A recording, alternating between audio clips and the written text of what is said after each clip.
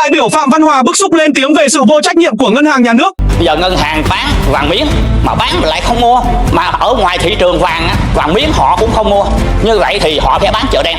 Tại sao chúng ta bán mà chúng ta không mua để mà thuận lợi cho dân dễ dàng? Nếu mà dân người ta cần tiền, người ta đã mua vàng miếng của ngân hàng rồi, người ta bán lại, tôi nghĩ là ngân hàng cũng phải mua lại để cho tiền người ta sử dụng, ta xài để lưu chuyển. Đằng này bán hoài mà không mua, mà không biết tới thời điểm nào ngân hàng có khả năng bán hoài hết hay không, mà trong khi đó lượng vàng trong dân rất là nhiều, người ta cần bán ra lại là không mua. Tôi thấy đây là một cái điểm rất bất hợp lý, đề nghị thì ngân hàng có quan tâm.